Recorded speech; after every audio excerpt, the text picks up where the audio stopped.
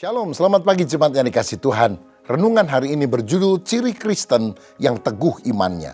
2 Timotius 2 ayat 3-6 berbunyi demikian. Ikutlah menderita sebagai seorang prajurit yang baik dari Kristus Yesus. Seorang prajurit yang sedang berjuang tidak memusingkan dirinya dengan soal-soal penghidupannya, supaya dengan demikian ia berkenan kepada komandannya. Seorang olahragawan hanya dapat memperoleh mahkota sebagai juara apabila ia bertanding menurut peraturan-peraturan olahraga. Seorang petani yang bekerja keras haruslah yang pertama-tama menikmati hasil usahanya. Saudara, ayat ini merupakan dorongan agar Timotius sebagai hamba Tuhan teguh di dalam pelayanan. Paulus menggunakan 3 metafora untuk menjelaskannya. Tentara, atlet, dan petani. Dia mau mengajarkan bahwa prinsip kehidupan rohani dan pelayanan yang teguh harus mencontoh 3 hal tadi. Di ayat 3 tadi dikatakan, ikutlah menderita sebagai seorang prajurit yang baik dari Kristus Yesus. Saudara, penderitaan dalam kehidupan Kristen bukan pilihan, tapi satu keharusan dalam pelayanan. Orang yang mau mengiring Yesus akan menderita aniaya, kata Alkitab. Paulus menekankan bahwa mengikut Kristus membawa konsekuensi termasuk aniaya. Tapi kita harus berdiri sebagai seorang prajurit yang baik dari Kristus Yesus. Seorang prajurit tidak hanya bertugas, tapi dia harus setia, berdisiplin dalam kesetiaan kepada komandannya. Komandan kita adalah Kristus. Kita ini kan Kopassos, komando pasukan Kristus.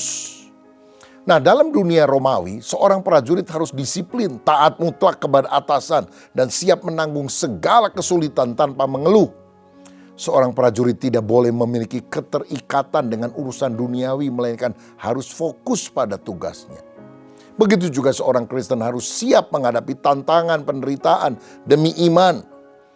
Seorang yang bekerja di kantor harus tetap berpegang pada nilai kekristenan. Mungkin menghadapi diskriminasi karena menolak korupsi atau kecurangan yang dilakukan oleh orang lain. Tapi dia tetap ingin menjadi seorang yang militan akan firman Tuhan. Seperti Daniel yang menolak makanan dan minuman raja karena dia ingin taat kepada perintah Tuhan. Ayat 4 tadi berkata, seorang prajurit yang sedang berjuang tidak memusingkan dirinya dengan soal-soal penghidupannya, supaya dengan demikian ia berkenan kepada komandannya. Tidak memusingkan dirinya artinya tidak terjerat, tidak terikat, tidak terlibat terlalu dalam urusan duniawi hingga mengabaikan panggilannya. Yang dia cari adalah perkenanan daripada komandannya. Saudara, seorang tentara yang bertugas, tujuannya menyenangkan pimpinannya, taat mutlak, bukan untuk dirinya atau orang lain.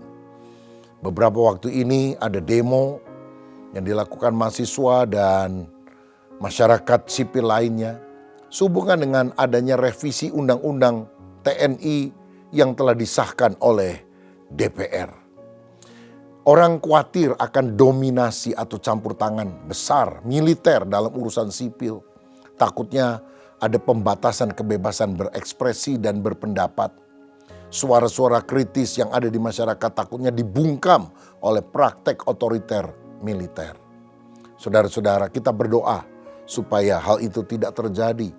Tapi supaya sungguh-sungguh Indonesia makin kuat sebagai negara yang maju dan bertumbuh. Nah, pada zaman dulu tentara Romawi harus meninggalkan kehidupan sipil saat mereka direkrut. Mereka tidak boleh memiliki bisnis atau urusan yang mengalihkan perhatian dari tugas mereka. Pada masa kini secara rohani kita juga harus fokus pada panggilan Kristus tanpa tergoda oleh godaan-godaan duniawi. Percaya Yesus tapi dosa masih doyan. Nah, ini tidak boleh, saudara. Nah, bagi seorang pengusaha misalnya, saudara harus hati-hati agar bisnismu tidak membuat kita kehilangan fokus pada relasi yang baik dengan Tuhan dan pelayanan di gereja. Karena waktu kita berusaha, godaan untuk mengejar kekayaan, kenyamanan hidup, sehingga kita lupa Tuhan itu sangat besar, saudara-saudara. Seperti ada seorang yang ke gereja dan pendeta pada waktu selesai ibadah berdiri di pintu luar menyalami jemaat yang mau pulang. Dia bilang, "Pak, Bapak jemaat baru ya, selamat datang ya di gereja ini." "Loh Pak Pendeta," kata orang itu, "saya kan jemaat lama, masa Bapak lupa sama saya?" Aduh, pendeta gak enak hati. Dia bilang, "Sorry, saya lupa. Minggu lalu ada kebaktian?" "Oh kebetulan sibuk minggu lalu Pak." "Bulan lalu?" "Oh juga tidak." Jadi kapan terakhir kali Anda kebaktian di sini? 3 tahun yang lalu lah kira-kira Pak. Waduh, lama benar nggak kebaktian. Kenapa? Sibuk Pak. Kan dulu saya miskin, datang ke gereja ini diberkati Tuhan, kaya raya. Toko saya laris. Jadi ya maklumlah karena itu saya tidak ke gereja. Oh, kata pendeta, diberkati malah lupa sumbernya. Ya kira-kira seperti itulah Pak Pendeta, kata si orang ini. Tapi pendeta kaget, loh hari ini kan hari Minggu, kenapa kamu bisa ke gereja lagi? Oh sekarang sudah bangkrut Pak. Loh saudara, sudah bangkrut baru ke gereja lagi. Jangan sampai fokus kita kepada Kristus teralih karena godaan duniawi yang luar biasa. Paulus juga seorang pembuat tenda loh saudara. Tapi dia bekerja bukan hanya untuk mencari kenyamanan, tapi justru digunakannya keuntungan daripada pekerjaan itu untuk mensupport pelayanan. Dan itulah hal yang sangat bagus yang kita harus lakukan. Ayat 5. Seorang olahragawan hanya dapat memperoleh mahkota sebagai juara apabila ia bertanding menurut peraturan-peraturan olahraga. Atlet harus berlatih keras dan bersaing dalam pertandingan. Dia harus bertanding menurut peraturan. Kalau melanggar, misalnya pelari tapi pakai doping, ketahuan, didiskualifikasi. Walaupun tampaknya dia jadi juara, dibatalkan saudara. Dalam kehidupan Kristen ada prinsip yang harus ditaati untuk menerima hadiah sorgawi. Makanya kita harus hidup benar. Usaha mesti jujur. Jangan kita kehilangan kesaksian kita. Karena kita adalah seorang yang punya disiplin rohani. Taat kepada setiap perintah Allah. Ayat 6. Seorang petani yang bekerja keras haruslah yang pertama menikmati hasilnya. Petani pada zaman kuno bekerja tanpa jaminan panen yang pasti. Mereka harus menabur, merawat, dan menunggu dengan tekun, menunggu dengan sabar. Dalam konteks pelayanan ini berarti orang percaya harus setia dalam pelayanan meskipun hasilnya tidak langsung terlihat. Misalnya guru sekolah minggu mengajar, anaknya nakalnya luar biasa. Tapi terus setia, karena mungkin anak-anak sekolah minggu itu ada yang akan jadi hamba-hamba Tuhan yang dipakai Tuhan luar biasa. Kalau saudara menginjili temanmu bertahun-tahun malah diremehkan, orang itu gak mau ke gereja, tetap setia. Karena mungkin setelah puluhan tahun, Injil yang telah ditanam itu, benih itu akan bertumbuh. Karena Tuhanlah yang memberikan pertumbuhan. Kalau kita setia dan bekerja keras bagi Tuhan, kita akan menerima upah secara rohani. Nah saudara, jadi dari ayat-ayat yang kita baca pada hari ini, Paulus memberikan 3 ilustrasi yang mengajarkan prinsip kehidupan Kristen.